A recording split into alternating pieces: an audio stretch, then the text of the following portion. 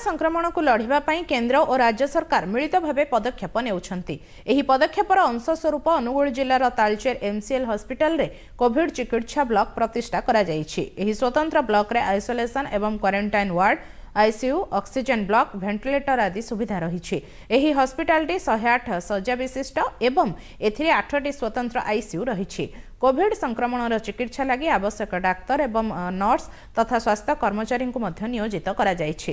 वर्तमान सुधा जिले में से भली कौनसी संक्रमण सूचना मिली नहीं।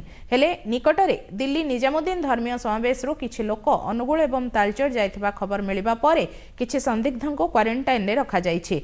जेकोनोसी परिस्थितिर मुकाबिला लगी कोविड हॉस्पिटल प्रस्तुत अछि बोली नेहरू शताब्दी हॉस्पिटल रो सीएमएस डॉक्टर मनोज बेहरा कहिसंते।